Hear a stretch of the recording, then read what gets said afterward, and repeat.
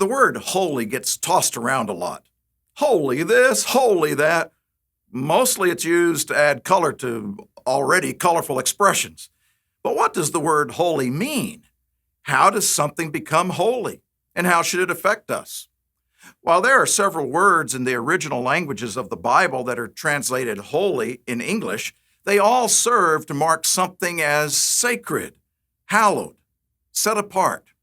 The next question to consider then is this: who does the setting apart and why? Take this basket of apples.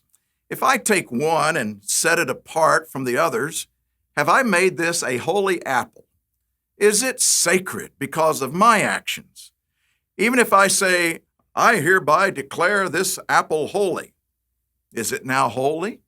No, I can't make things holy, and neither can you. The only thing that could make this apple holy is if God took it, set it apart from all the other apples, and said, I have a special purpose for this apple. Then it would be a holy apple. With that in mind, let's look at the words of the Fourth Commandment. Remember the Sabbath day to keep it holy. 6 days you shall labor, do all your work, but the seventh day is the Sabbath of the Lord your God. In it you shall do no work, you, nor your son, nor your daughter, nor your male servant, nor your female servant, nor your cattle, nor the stranger who is within your gates. For in 6 days the Lord made the heavens and the earth, the sea, and all that is in them, and rested the seventh day. Therefore the Lord blessed the Sabbath day and hallowed it. The Sabbath, the seventh day of the week, is a holy day, sanctified and set apart by God for a purpose.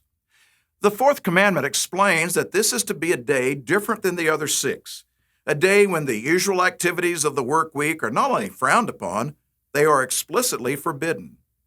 Why? It's a gift. God set aside the Sabbath as a day for you and me to put aside the worries and cares and responsibilities of the week and strengthen our relationship with Him. It's a gift from a loving God who knows that trying to keep up in a 24/7 world will eventually burn out any human being. We need a day of rest, and so God commands us to take one on His Sabbath. Now, there are people who will tell you that the Sabbath is a burden, that it's restrictive and old-fashioned and doesn't make sense in a modern world. Really? Is it a burden to be kept from working ourselves to the point of exhaustion? Is it a burden to have 24 hours a week set aside to realign our focus with the important things in life? Is it a burden to be given time to reconnect with family and friends and, most important, with God? Or is it a blessing? Ask anyone who willingly and gladly obeys this commandment, and they will tell you what a blessing it is if you keep it holy. So, how do you do that?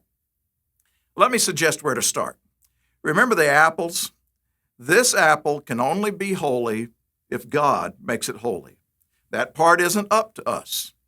What is in your power is how you treat the thing that God made holy. Because the Sabbath is a valuable gift from God, the God of this world and our foremost enemy, Satan the devil, wants nothing more than to convince you to ruin it. And the simplest way to ruin something holy is to treat it like something common. Take this apple and treat it like all the others. Take the Sabbath day and treat it like every other day of the week. Make it nothing special. Make it unholy. Now, the temptation can be strong, but remember, failing to keep the Sabbath holy hurts you. You lose the benefit of a day of rest. You lose the benefit of time with family and friends. And more than anything else, you lose the benefit of building a stronger relationship with your Creator. And you will gain nothing.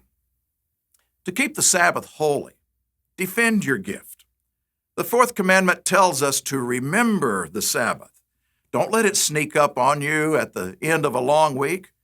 Prepare for it and then keep it holy. Refuse to let work and other activities encroach on the holy time you've been given by God. The Sabbath is a gift. Use it.